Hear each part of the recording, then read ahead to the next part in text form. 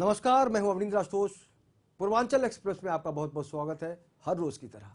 लेकिन जगह प्रदेश में और देश में कहीं ना कहीं से एक बहुत बड़ा फर्क होता है, और यही कारण है कि जब हम अपने गांव से, अपने शहर से रोजी रोटी की तलाश में दूर चले जाते हैं तो गांव की बहुत याद आती है। और जब याद आती है तो आप समझ सकते हैं कि भावनात्मक जो रिश्ता होता है गांव से, वो कितना मजबूत होता है। लेकिन उस मजबूती को महसूस करते हुए हमने हमेशा से आपके लिए पेश किया है और आज भी कर रहे हैं, जिसका नाम है पूर्वांचल एक्सप्रेस।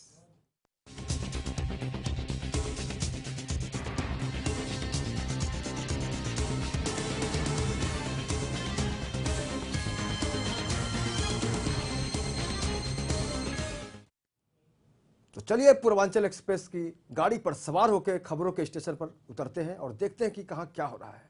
उत्तर प्रदेश के सीतापुर में आबकारी विभाग की टीम ने एक सपा नेता हसीना खान के गोदाम पर छापा मारकर 15,000 से भी ज्यादा शराब की बोतलें बरामद की हैं। यह शराब हरियाणा से तस्करी कर लाई गई थी, जिसे रिफिलिंग कर लखीमपुर, सीतापुर और लखनऊ जिले के बाजार में खपाने की तैयारी की जा रही थी। आबकारी विभाग की टीम ने मौके से भारी मात्रा में होलोग्राम, रैपर और शराब की बोतलों के ढक्कन के साथ साथ शराब से भरी 700 पेटी और 1,000 से भी ज़्यादा खाली बोतलें बरामद की है। ऐसे में समझ सकते हैं आप कि शराब को लेकर किस तरह का गोरख धंधा चल रहा था।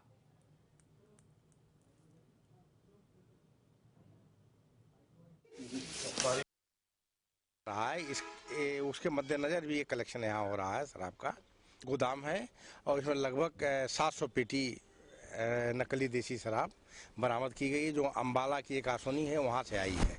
और यहाँ रैपर और ढक्कन बदल करके, होलोग्राम लगा करके सीतापुर, हरदोई और लखनऊ में सप्लाई की जा रही थी, क्योंकि वहाँ जो ब्रांड बिकता है उसका रैपर यहाँ प्राप्त हुआ, मिला है। इतनी शराब, बाप रे बाप, कितने लोग पीते होंगे। और जाहिर सी बात है, जब छापा पड़ा तो सामने आया इतना मामला गंभीर है, क्योंकि बहुत लंबे अरसे से ये काम चल रहा होगा। और इस बारे में ताज़ा जानकारी के लिए हम अपने संवाददाता से जुड़ेंगे सीतापुर से, शाहनवाज खान के साथ। शाहनवाज, ये बताइए कि पूरा मामला क्या है और समाजवादी पार्टी के नेता का नाम आ रहा है। अच्छा दोस्तों, मैं तब बता दूं कि ये कल मुखबिर की सूचना पर 12:30 बजे के करीब दिन में ये तो यहाँ के आबकारी विभाग के जो इंस्पेक्टर है उनके राजेश जी के द्वारा यहाँ पे छापा पड़ा है, ये सिधौली में जी। तो ये गोदाम में पहली बात तो घुसने की हिम्मत नहीं उन लोगों की पड़ी, क्योंकि सपा नेता का था जो यहाँ के जिला महासचिव हसीन खां का है। उसके बाद उन लोगों ने बिल्कुल जब कायदे से पूरी अपनी मुखबिरी पक्की कर ली, तो उसके बाद उसमें जो छापा मारा है तो जितने अधिकारी थे सबकी आंखें खुली की खुली रह गई, क्योंकि हजारों की तादाद में होलोग्राम, स्टिकर, अंबाला से, हरियाणा के अंबाला से पाई गई शराब को 20,000 बोतलें लगभग, जो लगभग 25 से 30 लाख की बताई जाती हैं, वो सब बरामद हुई। उसके बाद इन्होंने सूचना लखनऊ में जो आबकारी आयुक्त हैं एसपी रावत जी, उनको सूचना दी गई, तो मौके पर एसपी रावत आए हैं वहां से, लखनऊ से सीधे यहाँ के एसपी डीएम सब मौके पर पहुंच गए। उसके बाद जब इसकी जांच करेगी तो किसका, तो उसके बाद पता लगा कि ये यहाँ से हरदोई, शाहजहांपुर, लखनऊ और लखीमपुर, यहाँ 4 जगह सप्लाई करने के लिए, क्योंकि पंचायत चुनाव भी हाल ही में होने वाले हैं, तो उसमें खपाने के लिए लाई गई थी। जी, अगर हम भ्रष्टाचार की बात करते हैं, घोटालों की बात करते हैं, तो उसी संदर्भ में भी इसको जोड़कर देखा जा सकता है। जब उनका नाम सामने आया नेताजी का, जो समाजवादी पार्टी से जुड़े हुए हैं, इस घटना के बाद उनकी कुछ प्रतिक्रिया मिली या फिर कोई जानकारी? उनका कहना है कि मैंने ये गोदाम किराए पर दिया था और उसमें क्या होता मुझे इसकी कोई सूचना नहीं, जबकि उन्होंने ये बताया कि ये गोदाम सिर्फ किराए के लिए लिया गया था, इसमें काम बताते कि दफ्ती का काम है वो इसमें होगा। बाद में अपनी यानी कन्नी काटते हुए दिखे, हालांकि उसमें कहीं ना कहीं इनका जरूर इन्वॉल्व है। पुलिस भी उनसे मिली हुई है, बिल्कुल वहाँ की जो स्थानीय पुलिस है वो भी उनसे मिली हुई है। और शाहनवाज, सबसे बड़ी बात है कि जब छतरी खुल जाती है तो पता चल जाता है छतरी में छेद है कि नहीं है, सही ना? और जब जिस तरह से मैंने जब बात की वहाँ पर, जी, जिस तरह से इनका नाम सामने आया है और ये बोल रहे हैं कि हमने भाड़े पर दिया था, किराए पर दिया था, लेकिन ये तो जिम्मेदारी तो उन्हीं की बनती है। बिल्कुल, स्थानीय लोगों से मैंने बात किया तो कहा कि इनका पूरा इन्वॉल्वमेंट इसमें है और पूरा गोदाम इन्हीं का है और इनकी सरपरस्ती यानी 70-80% इनका यहाँ पे, मतलब इनका उसमें इन्वॉल्वमेंट है, 20-20% किसी और का है। तो टोटल पूरा इनका खपाया जा रहा था और यहाँ हाल ही में चुनाव होने वाले हैं, उसमें खपाने के लिए ये पूरी तैयारी चल रही थी। अच्छा, पहले ही कोई बड़ा हादसा हो, उससे पहले कोई बड़ा हादसा हो तो मुखबिर की सूचना से पर तो पहले ही छापा पड़ गया। जी, तो चुनाव का माहौल आने वाला है और ऐसे में अपनी सरकार है तो बिल्कुल मैंने उनसे बात की, ठीक है, मैं समझ सकता हूँ। शाहनवाज जी, कुल मिलाकर कहा जा सकता है कि चुनाव को देखते हुए ये उन्होंने तैयारी की होगी, क्योंकि चुनाव में बहुत खर्चा होता है। इस तमाम जानकारी के लिए आपका बहुत बहुत शुक्रिया। लेकिन सबसे बड़ा सवाल ये है कि जिस तरह से समाजवादी पार्टी की सरकार है और उसी पार्टी के एक नेता का नाम इसमें जुड़ा हुआ है, तो कह सकते हैं कि उनके अंदर जो जज्बा होगा वो यही होगा कि जब सैया भय कोतवाल तो डर काहे का भाई।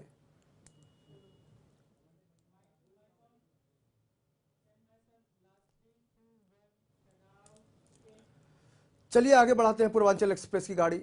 मुरादाबाद के थाना भगतपुर क्षेत्र में एक मदरसे की छात्रा के साथ रेप का मामला सामने आया है, यानी बलात्कार का। पीड़िता के अनुसार एक दिन सभी बच्चों के जाने के बाद मदरसे में मौजूद मोहसिन नाम का युवक और मदरसे के इमाम साहब नादिर ने पीड़िता को अकेले पाकर उसके साथ बारी बारी से दुष्कर्म किया। Oh my God. जिसके बाद दोनों आरोपी फरार हो गए। वहीं इस बात की जानकारी जब पीड़िता के परिवार वालों को मिली तो उन्होंने पुलिस में जाकर शिकायत दर्ज कराई। पुलिस आरोपियों की तलाश में लग गई है, लेकिन सबसे बड़ा सवाल है कि लड़की आखिर कहां जाए बेचारी। मदरसे में वो सिर्फ पढ़ाई के लिए जाती होगी, उसको सुरक्षित वातावरण मिलना चाहिए था, लेकिन जिस तरह से उनके साथ घटना हुई है, समझा जा सकता है कि वाकई वहां का माहौल बहुत ही अजीबोगरीब और घटिया कह सकते हैं।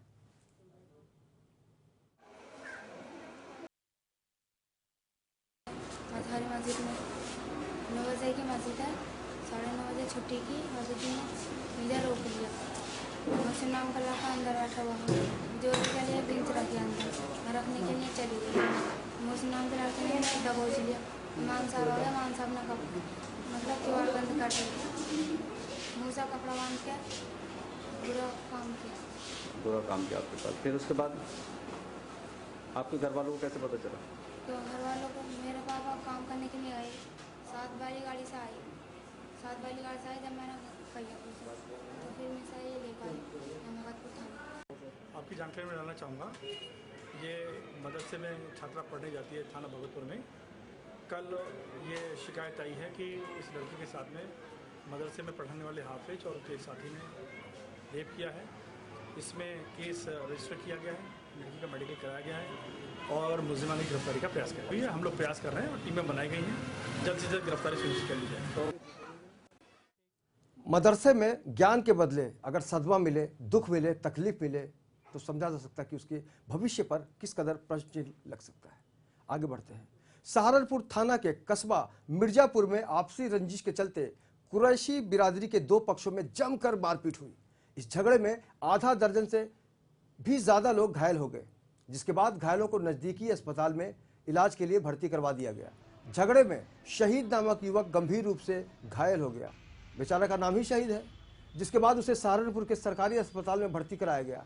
वहीं शहीद के भाई ने बताया कि गांव के प्रधान के पास हमारा 1,20,000 रुपया बकाया है, जिसे देने के लिए उसने अपने घर बुलाया, लेकिन वहां पहले से ही सब कुछ सेटिंग था और प्रधान के लोगों ने हम पर दनादन हमला कर दिया।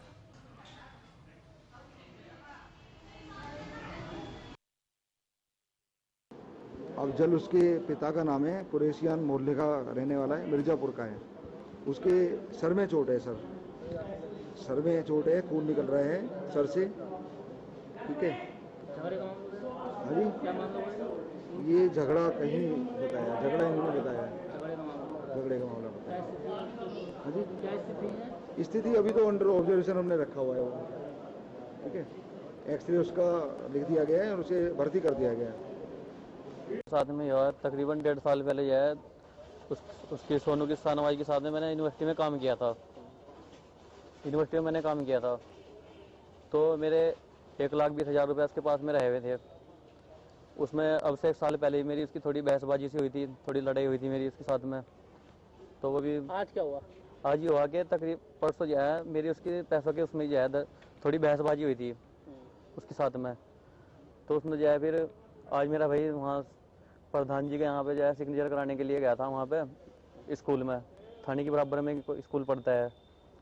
तो इन्होंने जो है प्लानिंग बना करके जो है इसमें जो है 5-6 आदमी थे, ये इन्होंने उसके सिर में कुहाड़ी मारी है। पुलिस का ये कहना है कि हमने परसों एसओ साहब को ये कहा था कि 151 में जो है इसका भी चालान कर दिया जाए और इसका भी कर दिया जाए। हमारी जब बहसबाजी हुई थी तो एसओ साहब हमारी बात नहीं माने हैं।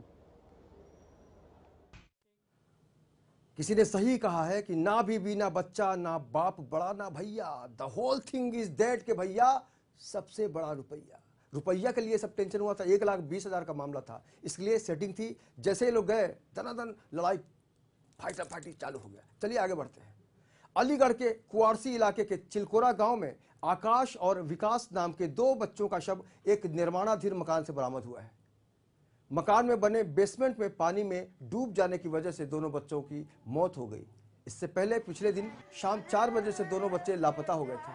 वहीं दोनों बच्चों के परिजनों ने बच्चों की हत्या की आशंका जताई है।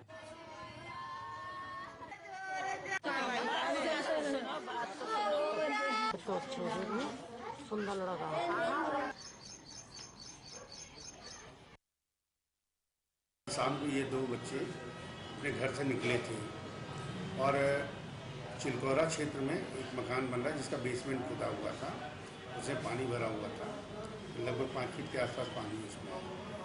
तो जब काफ़ी ढूंढा गया तो आज जो है वहाँ पे उनके पानी में ही डेड बॉडी मिली है दोनों बच्चों की।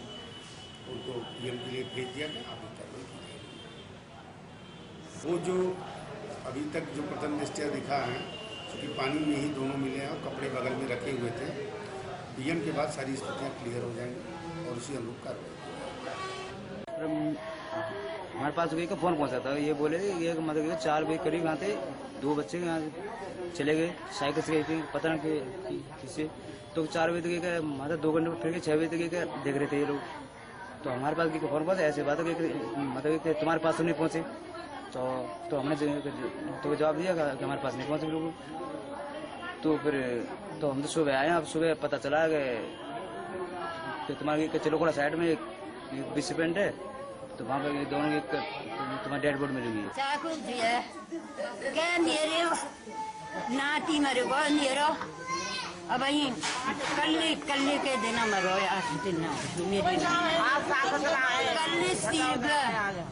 वहाँ के गुरु आए गए तो उन्होंने बाकी को कब करवाई अग्निहारी बेटा मेरे अग्निहारी करके माँ मठिया पे ले गए। फिर इन्हें सबन रोटी खवाई है ना कि भैया रोटी खवा रही है सगन में। वो तो बोला कि अम्मा रोटी खा ले भैया, मेरे माती आ जाएंगे जब खाने बेटा ने। तो बेटा भैया आयो है का बाप सांझा की ट्रेन पे वहाँ थे, सांझा की ट्रेन पर 4 बजे थे भाई बोलो कि अम्मा आकाश खाए भैया मैं ये कुछ ढोंढा ले गो कारो सो यहाँ कत्तु का होगा वो साइकिल पर बैठा के ले गो माँ ठाड़ी है फिर जाव दो मैं माँ बगीचा ठाड़ी हूँ और नो हाथ हलावत हो नो करके पीछे नंगो नितंग महा नटंग नंगो मार तो ये बताओ लाश कहाँ मिली थी इनकी बच्चों की? माँ मिली है वो को जाए तुम्हारे ये नीचे है मेरो ओ गोया ऊपर वो दिख रहा दे दिखना रो घरवा में मातम पसरल बा, परिजन के हाल बेहाल बा। काहे कि लइका डूब के मर गइल बा। जब इस तरह के खबर आवेला तो आंख में आंसू आएला और गला सूख जाला। तो अभी वक्त हो गइल बा एगो ब्रेक के बाद हम पानी पी के आवतानी। रउआ लोग भी बनल रही या देखते रही पूर्वांचल एक्सप्रेस।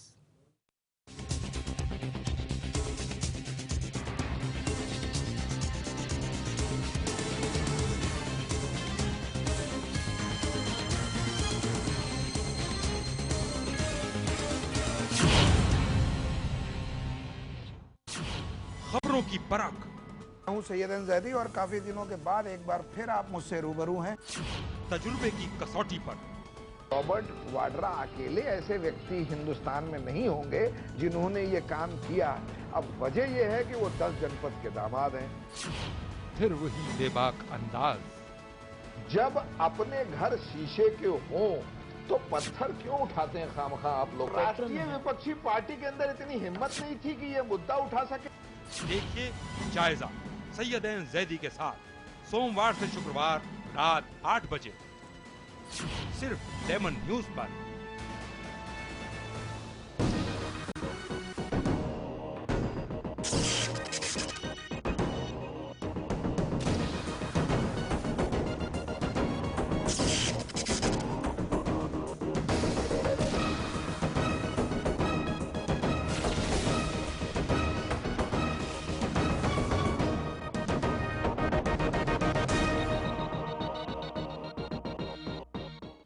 टीवी अब इसलिए हिट हो जाएगा पूरे महाराष्ट्र में और पूरे देश में, क्योंकि वो पूर्वियों की आवाज बनने जा रहा है, पूर्वियों की भाषा को तवज्जो देने जा रहा है।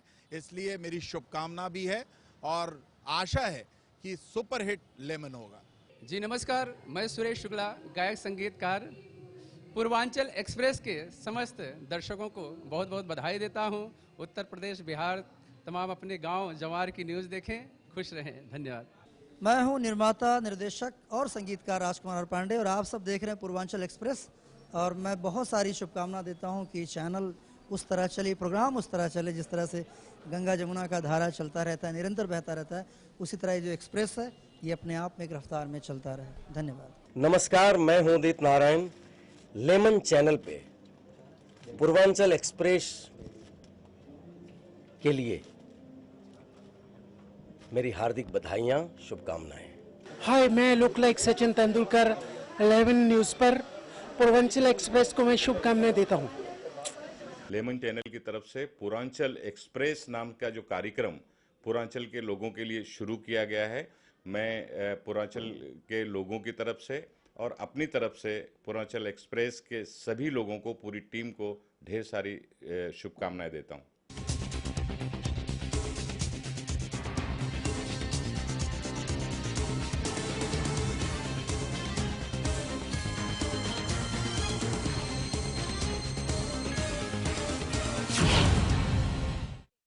ब्रेक के बाद लोगों के बहुत बहुत स्वागत पा पूर्वांचल एक्सप्रेस में।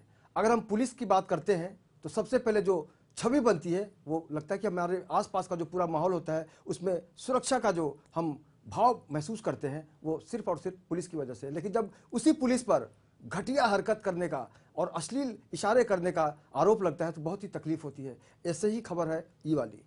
शामली जनपद थाना झिंझाना में पुलिस कर्मियों द्वारा शर्मसार कर देने वाली घटना सामने आई है। गांव वालों का आरोप है कि पुलिस कर्मियों से बार बार मना करने के बावजूद भी पुलिस अधिकारी मंदिर में घुसकर निर्वस्त्र होकर यानी नंगे होकर नहाते हैं। इतना ही नहीं, शराब पीकर मंदिर में पूजा पाठ के लिए आने वाली जो महिलाएं होती हैं उनके साथ वो छेड़खानी भी करते हैं और मना करने पर गाली गलौज भी करने से बाज नहीं आते। मानो पूरी तरह से शामली के जनपद में जनता का सेवक जनता पर जुल्म कर रहा है। वहीं इन सब से तंग आकर गांव वालों ने पुलिस चौकी का घेराव करते हुए चौकी के सामने विरोध प्रदर्शन शुरू कर दिया है कि पुलिस की शक्ल में ये भेड़िया कहां से आ गए।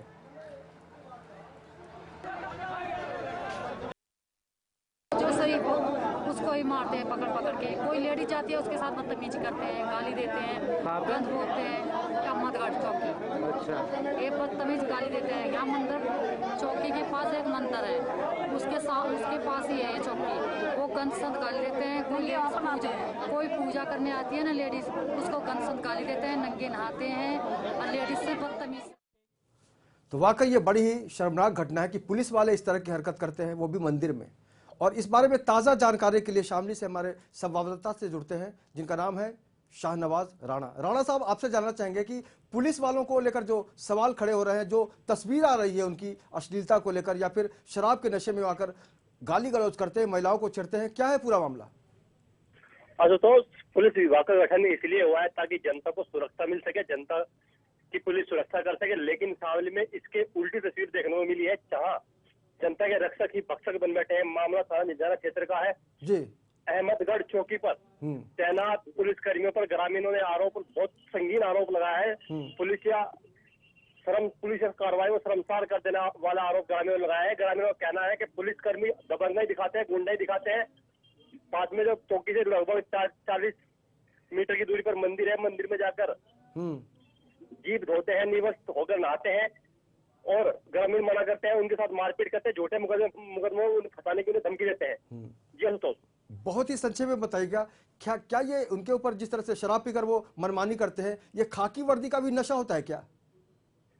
आशुतोष, बिल्कुल खाकी वर्दी का नशा साफ साफ देखने को मिल रहा है। क्योंकि आम आदमी अगर होता, आम आदमी को इस तरह की हरकत करता, इस तरह की शर्मिंदगी का कार्य करता, तो ग्रामीण उसे समझाते, बुझाते, मारपीट उसके साथ करते हुए बिठा देते। लेकिन यहाँ मामला पुलिस से जुड़ा हुआ है, क्योंकि पुलिस खुद अपने आप पे सरकार है, पुलिस जनता की रक्षा करती है। अब पुलिस पे हाथ कौन उठाए, बिल्कुल कौन झूठे मुकदमे में फंसे, ये बहुत ही गंभीर मामला है कि पुलिस से कौन लड़े। इस तमाम जानकारी के लिए राणा साहब आपका बहुत बहुत शुक्रिया। तो कहा जा सकता है कि शामली में ये जो घटना आई है शर्मसार कर देने वाली, ऐसे में कहा जा सकता है कि रक्षक ही अब भक्षक का चोला पहनकर सामने आ गया है।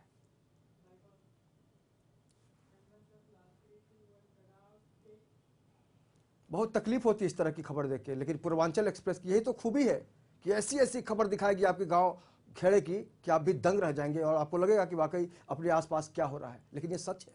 चलिए आगे बढ़ते हैं। यूपी के महोबा से मानवता को शर्मसार कर देने वाला मामला भी एक सामने आया है, जहां एक अधिकारी ने चाय लाने में देरी की वजह से एक बच्चे को अपने गुस्से का शिकार बना दिया। बताया जा रहा है कि इस मामूली बात को लेकर पहले तो अधिकारी ने बच्चे के लिए जाति सूचक शब्द का इस्तेमाल किया और उसके बाद गर्म चाय बच्चे के चेहरे पर फेंक दी। इतना ही नहीं, गुस्से में आग बबूला अधिकारी ने उसके बाद भी उस बच्चे को बेरहमी से पीटा, बहुत पीटा। कर्मचारियों के बीच बचाव करने के बाद बच्चे को छुड़वाया गया किसी तरह। फिलहाल पीड़ित द्वारा पुलिस में तहरीर दे दी गई है, लेकिन अभी तक पुलिस ने मामला दर्ज नहीं किया है। समझ लीजिए बच्चे पर क्या गुजर रही होगी।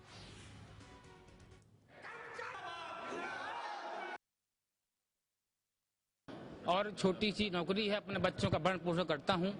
इन्होंने मेरे ऊपर चाय फेंक दी, जाति शब्दों का प्रयोग भी किया है, और उठा के पटक भी दिया है, मेरा गला भी दबा दिया, मेरे नाखून भी गले में मार दिया है, और मेरी आंख फूट जाती तो इसका फिर इल्जाम क्या होता है। मेरे साथ बहुत बुरा अन्याय हुआ है।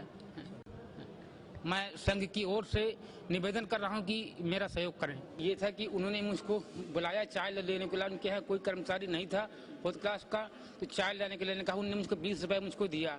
चाय में वहाँ मुझको देरी हो गई, कैंटीन खुद स्वयं पहुँच गए, बोले तुम चाय अभी तक नहीं लाए। उनका सर चाय बन रही है, चाय खत्म हो चुकी थी, एक भगोना चाय पूरी बनती है।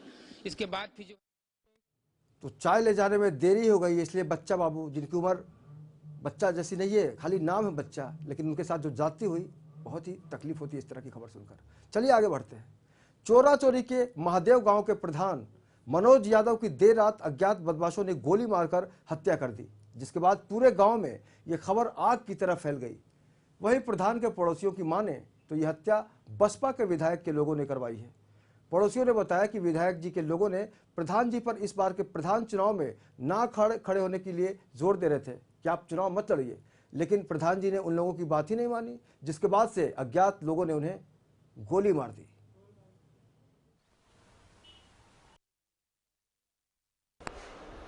जो ग्राम प्रधान हैं राघोपुर के, और थाना चौरी-चौरा क्षेत्र में पड़ता है, इनकी कुछ नामजद बदमाशों द्वारा हत्या की गई है। इसके संबंध में परिवारजन के माध्यम से आज तहरीर प्राप्त हुई है, जिसमें 5 लोगों को नामजद किया गया है। इसके अलावा एक अज्ञात है। इन नामजद लोगों में से 2 लोगों को पुलिस ने अपने हिरासत में ले लिया है। आगे की कार्रवाई की जा रही है, पंचायतनामा पोस्टमार्टम की कार्रवाई की जा रही है। अभी तक जो जानकारी मिली है उसके हिसाब से ग्राम प्रधानी का विवाद है।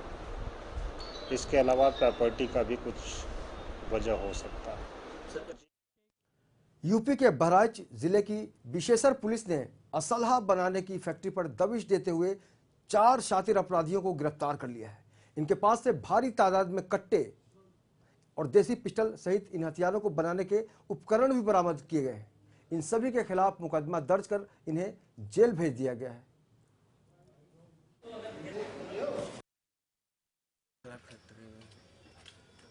फैक्ट्री में कई लोग? 4 जन। कई लोग? 4 जन। कहाँ के रहने वाले? विशेषरगंज। क्या नाम है? मंगल। खाइन साहब कट्टा। कितने पीस? फीस साहब नहीं गिना है। कई अदद? एक हमारे यहाँ अवैध असलहा बनाने वाली फैक्ट्री पकड़ी गई है, जो पयापुर के कौड़िया चौरा बाबा मंदिर के पास एक बाग में चल रही थी, और इसमें काफ़ी अच्छी बरामदगी हुई है। 11 अदद 12 बोर के तमंचे बरामद हुए हैं। इंसानों की अजीबोगरीब खबरें आती रहती है, लेकिन अब जानवर भी बेचारे फंस गए हैं आज की तारीख में। यूपी में पशु तस्करी को रोकने के लिए चाहे लाख दावे किए जा रहे हों, लेकिन लगातार सामने आ रहे मामले ये बताने के लिए काफ़ी हैं कि पशु तस्कर गिरोह किस कदर सक्रिय है। ताज़ा मामला बहराइच जिले की जरवल रोड का है, जहां पुलिस ने वाहन चेकिंग के दौरान एक शख्स के पास से भारी संख्या में दुर्लभ प्रजाति के 100 से अधिक कछुए बरामद किए हैं और तस्कर कलकत्ता का रहने वाला है, यह बताया जा रहा है, जिसके खिलाफ पुलिस ने मामला दर्ज कर उसे जेल भेज दिया है।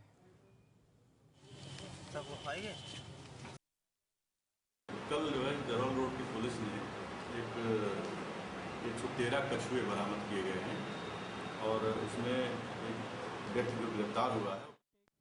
मौसम चूंकि रक्षाबंधन का है, इसलिए अब राखी की बात करेंगे। महोबा जनपद में एम्स अस्पताल की मांग के समर्थन के लिए सभी धर्मों की छात्राओं ने हजारों राखियां प्रधानमंत्री नरेंद्र मोदी को भेंट की।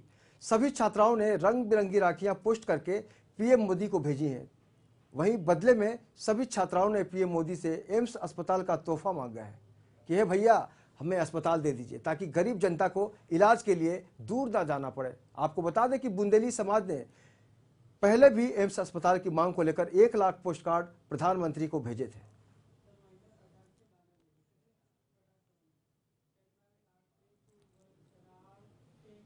तो पूर्वांचल एक्सप्रेस के जरिए हमने आपको दिखाने की कोशिश की कि आपके आसपास यानी गांव घर में क्या चल रहा है। चलते चलते हम आपको छोड़ जाते हैं एक बहुत ही खूबसूरत राखी के गीत के साथ, जिसमें दिनेश लाल निरहुआ को आप देखेंगे कि अपनी बहन के साथ या उनकी बहन उनके साथ किस तरह का मजा मस्ती करे, क्योंकि भाई बहन का त्यौहार है। लेकिन चलते चलते मुझे दीजिए इजाजत और लीजिए मजा इस गीत का। नमस्कार।